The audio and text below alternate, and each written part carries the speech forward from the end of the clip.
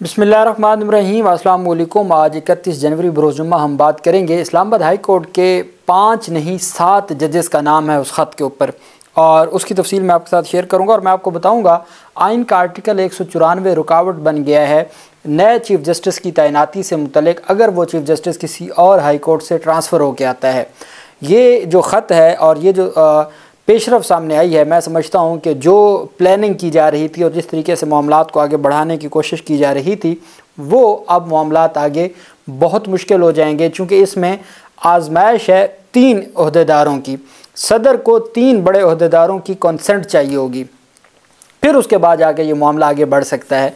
अहम तफसीलात हैं जो मैं आपके साथ शेयर करूँगा। अच्छा, पहले तो मैं आपको बलूचिस्तान बार कौंसिल का वो जो अलामिया है वो पढ़ के ज़रूर सुना दूँ। कल मैंने आपको इस्लामाबाद बार कौंसिल का और Islamabad high court bar association का बताया था, लेकिन ये जो बलूचिस्तान बार कौंसिल है उन्होंने कुछ तफसीली लिखा है।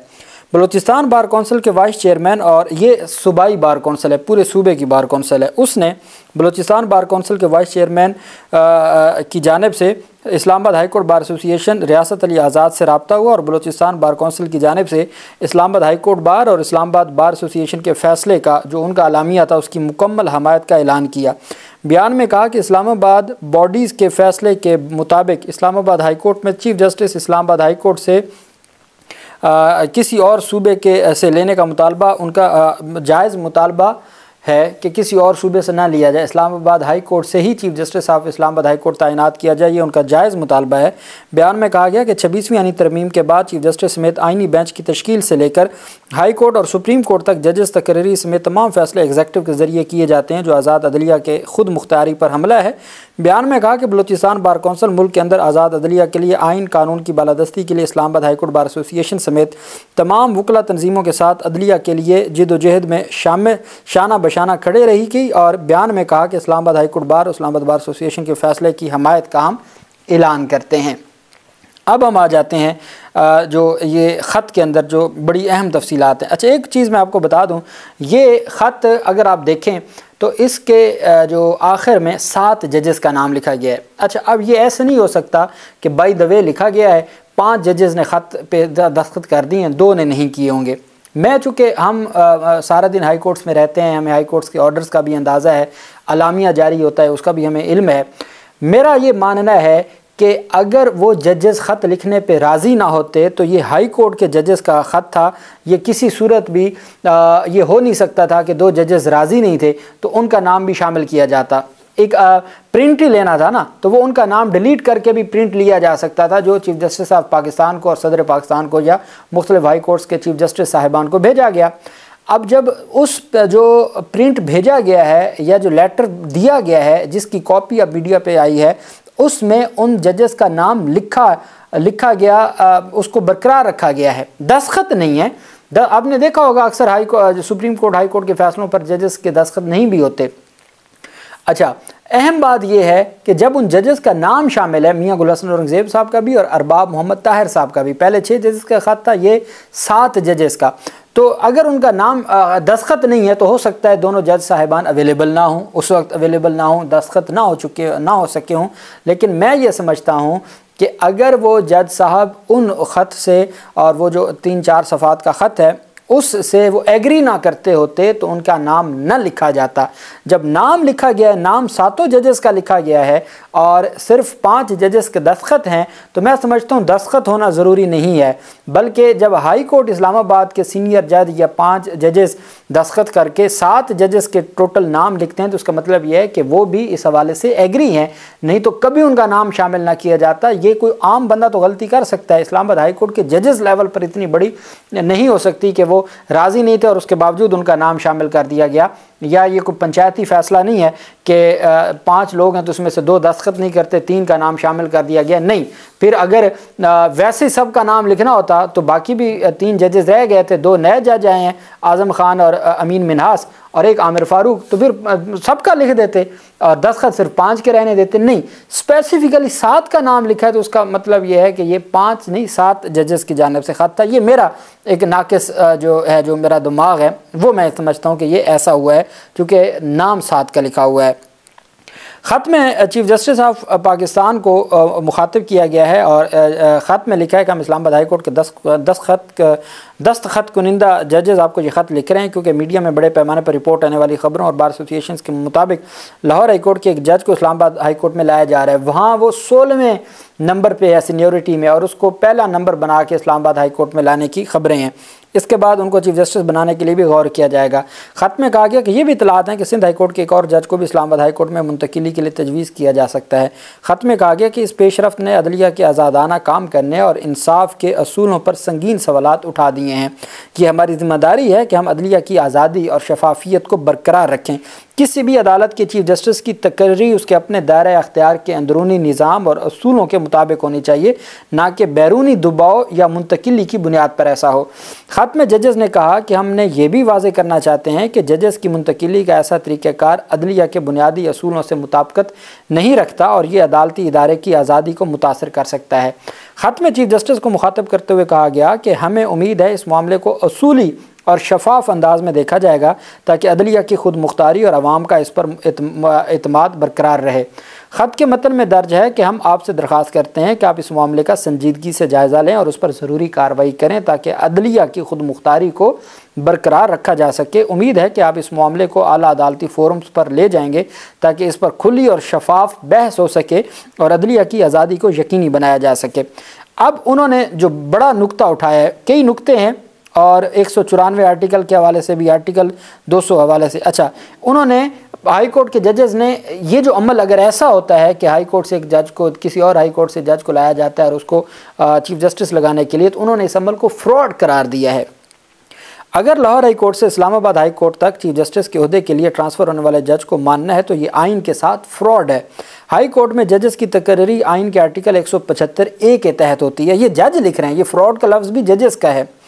अगर हाई कोर्ट में जजेस की तकर्री आइन के आर्टिकल 175A के तहत होती है, जुडिशल कमीशन ऑफ पाकिस्तान जजेस की तकर्री रूल्स 2024 तकर्री के कवायद जो आइन के आर्टिकल 175A सब आर्टिकल 4 के तहत नए जारी किए गए हैं। रूल 9 सब रूल 1 की अपनी वजाहत 3 में फराम करता है कि ओमिनेशंस हाई कोर्ट के चीफ जस्टिस की तकर्री के लिए 3 सीनियर तरीन जजों में से किया जाएगा। इस हाई कोर्ट की एक बार जब आइन के तहत किसी हाई कोर्ट में जजों की तकर्री हो जाती है तो इस हाई कोर्ट के 3 सीनियर तरीन जजों को चीफ जस्टिस के ओहदे के लिए ज़ेर गौर लाया जाता है कि जब हाई कोर्ट की एक सीनियोरिटी लिस्ट बन गई है तो फिर आप उसको नहीं डिस्टर्ब कर सकते, किसी को ऊपर नहीं बिठा सकते, बल्कि वो जो हाई कोर्ट की अपनी सीनियोरिटी लिस्ट है उसके मुताबिक फ़ैसला करेंगे। हाई कोर्ट के उन्हीं 3 सीनियर तरीन जजेस में से चीफ जस्टिस के ओहदे के लिए ज़ेर गौर लाया जाता है। ये आइन के मकसद और 2024 के तकर्री के ज़वाबित के खिलाफ वर्जी करता है।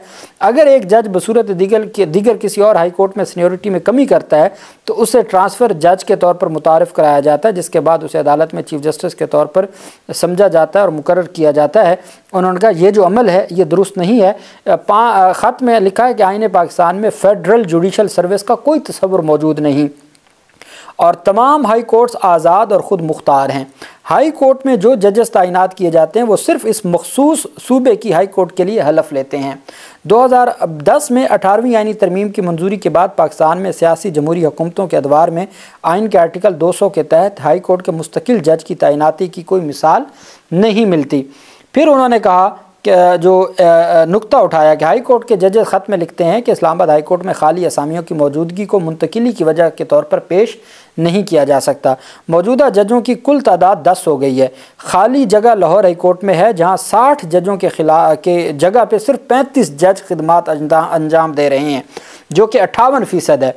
इस्लामाबाद हाई कोर्ट में 12 जजेस की बजाय 10 जजेस काम कर रहे हैं, जिसका मतलब है कि 83% दस्तयाब जो जजेस हैं वो काम कर रहे हैं। इसका मतलब है कि जहां 100 में से सिर्फ 58% काम जजेस हैं तो वहाँ जजेस की रिक्वायरमेंट थी। आप लाहौर हाई कोर्ट में और जज लगाते, आप लाहौर हाई कोर्ट से जज इधर लेके आ रहे हैं। अगर ये मामला मुमकिन तौर पर कहा जा सकता है कि इस ट्रांसफ़र की वजह से इस्लामाबाद हाई कोर्ट में ज़ेर इल्तवा मुकदमात हैं। अगर ये मामला ज़ेर इल्तवा मुकदमात से मुतल्लिक़ है तो फिर लाहौर हाई कोर्ट में जजेस की ज़रूरत है। पाकिस्तान के लॉ एंड जस्टिस कमीशन की तरफ से शाया होने वाली तीसरी 2 साला रिपोर्ट के अदालती अदाद-ओ-शुमार बताते हैं कि 30 जून 2024 तक लाहौर हाई कोर्ट में 1,97,875 मुकदमात ज़ेर इल्तवा थे, जबकि इस्लामाबाद हाई कोर्ट में सिर्फ 16,993 मुकदमात थे। मुख्तलिफ अल्फाज में इस्लामाबाद हाई कोर्ट में ज़ेर इल्तवा मुकदमात लाहौर हाई कोर्ट में ज़ेर इल्तवा मुकदमात का सिर्फ 8.59% हैं। मजमूई तौर पर कोई ऐसा अवामी मफाद नहीं है जो कि मुंतकिली के ज़रिए पेश किया जा सके कि जो ट्रांसफ़र किया जा रहा है उसके लिए कोई ऐसी नज़र नहीं आ रहा कि जो ये कहा जा सके कि ये दुरुस्त है। ख़त में एक और चीज़ कही गई, 26वीं तरमीम में पहले जो जजेस के ट्रांसफ़र का मामला था ये जुडिशल कमीशन को दिया गया, फिर ये जो मुजव्ज़ा तरमीम थी, फिर जब तरमीम हुई जो जजेस कहते हैं कि मुकन्नना ने पार्लियामेंट ने इस तजवीज़ को न माना और बल्कि उन्होंने अख्तियार दे दिया हाई कोर्ट्स के चीफ जस्टिस और सुप्रीम कोर्ट के चीफ जस्टिस को। 26वीं तरमीम को जैसा कि कानून साज असम्बली ने मंजूर किया है, हाई कोर्ट के जजों के एक से दूसरे में तबादले के तरीक़ाकार को इदारा जाती नहीं बनाया। ज़ेर गर्दश तरमीम के मुसवदों में तजवीज़ किया गया था। आर्टिकल 200 के तहत जज की रजामंदी की ज़रूरत और चीफ जस्टिस ऑफ पाकिस्तान और मुतल्लिका चीफ जस्टिस के साथ मुशावरत की ज़रूरत, इसके बजाय 26वीं तरमीम के तहत जो जुडिशल कमीशन ऑफ पाकिस्तान की सिफारिशात पर इस तरह के तबादले किए जाने की तजवीज़ दी गई थी। मुकन्नना ने मुस्तकिल तबादलों को आइनी शक्ल देने की इजाज़त नहीं दी, जैसा कि तजवीज़ के आर्टिकल 200 में कोई तब्दीली नहीं की गई। वफाकी निज़ाम के तहत हर अदालत के अलहदा और ख़ुद मुख्तार होने का तसव्वुर आज भी बरकरार है। अब आखिर में जो बड़ी बात की गई है, हाई कोर्ट के जजेस ने अपने ख़त में लिखा कि लाहौर हाई कोर्ट से मज़कूरा तबादले का मकसद, जैसा कि इतला दी जा रही है, ये है कि ट्रांसफ़र होने वाले जज को इस्लामाबाद हाई कोर्ट के चीफ जस्टिस के ओहदे के लिए समझा जाना है। ये आइन के तहत नहीं हो सकता। तब्दील शुदा जज को नई हाई कोर्ट में खिदमात अंजाम देने के लिए आइन के आर्टिकल 194 के तहत नए सिरे से हलफ उठाना होगा। अब मैं मिसाल देता हूँ, अगर जस्टिस सरफराज डोगर साहब ने पहले लाहौर हाई कोर्ट में हलफ उठाया तो वो लाहौर हाई कोर्ट के हलफ के मुताबिक 15वें नंबर पे थे। अगर आप उनको इस्लामाबाद हाई कोर्ट में लेके आएंगे तो वो नया हलफ उठाएगा। जब वो नया हलफ उठाएगा तो वो यहाँ 11वां जज होगा, वो पहला जज नहीं बन सकता। वो लाहौर हाई कोर्ट वाली सीनियोरिटी भी साथ लेके नहीं आ सकता, बल्कि वहाँ वो अलग सेपरेट हाई कोर्ट है, ये सेपरेट हाई कोर्ट है, वहाँ अलग हलफ लिया। अब अगर यहाँ ट्रांसफ़र करेंगे तो वो अलग हलफ होगा और वो ज़ीरो से शुरू होगा। ये आइन का आर्टिकल 194 कहता है। ये नहीं हो सकता कि आप लेके आए हैं तो वो वही सीनियोरिटी भी अपने साथ ले आएगा। ये आइन के तहत नहीं हो सकता। तब्दील शुदा जज को नई हाई कोर्ट में खदमात अंजाम देने के लिए आइन के आर्टिकल 194 के तहत नए सिरे से हलफ उठाना होगा। इसी तरह उनकी सीनियोरिटी का तयन उस तारीख से किया जाएगा जिस दिन वो इस्लामाबाद हाई कोर्ट में खदमात अंजाम देने के लिए हलफ उठाते हैं। सीनियोरिटी का तयन उस तारीख से किया जाता है जब ऐसी हाई कोर्ट के लिए हलफ लिया जाता है जिसमें जज को काम करना होता है। तगड़े दिमाग हैं, उन्होंने बांध के रख दिया पूरे के पूरे मामले को, और जो अपनी मर्ज़ी चलाना चाहते हैं हुकूमती लोग, उनके लिए मुश्किलात बढ़ चुकी हैं, मामलात दिलचस्प हो चुके हैं। अगर तो ये वाकई 7 जजेस का ही ख़त है जो उसकी वजाहत भी आ जाएगी, तो मैं समझता हूँ ये बहुत बड़ी एक ख़तरनाक सूरत हाल है मौजूदा निज़ाम के लिए। अल्लाह पाक पाकिस्तान का हामी नासिर हो।